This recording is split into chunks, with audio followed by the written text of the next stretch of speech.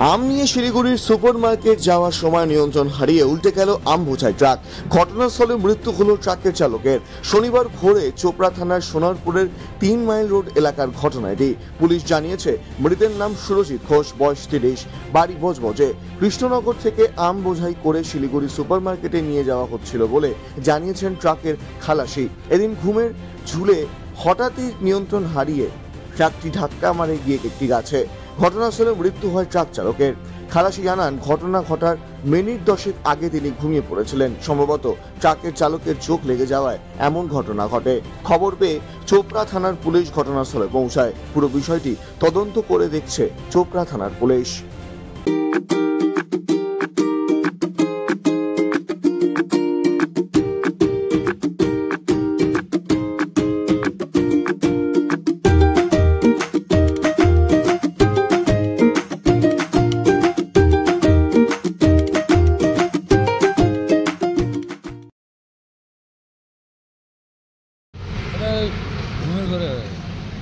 আপনি কি ড্রাইভার না খালাসি?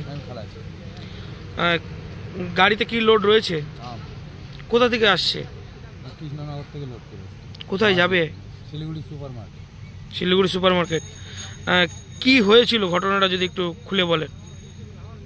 খুলে কি বলবো, যে আমিও তো ঘুমিয়ে পড়েছিলাম। হ্যাঁ, আমি ওকে বলেছিলাম যদি ঘুম লাগে সাইড করে দিই।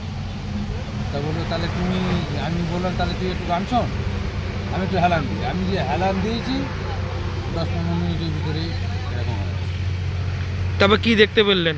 তবে উঠে দেখতে পাচ্ছি যে আমি মাঠের মধ্যেখানে এইরকম ডালপালা এসব পড়ে ও আমার ঘাড়ের উপরে পড়ে রয়েছে। হ্যাঁ, আমি আমার উপরে ঠেলে উঠলাম। হাত পাতে কেটে গেল।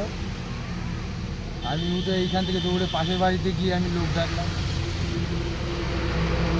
আপনার দাদা ফোন করলো। আপনার নাম?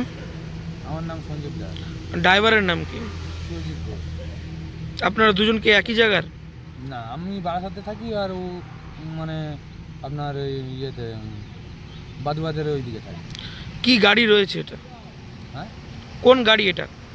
11 টাটা রাইটার। চোপড়া থেকে বিপুল চক্রবর্তীর রিপোর্ট, কুলেক নিউজ।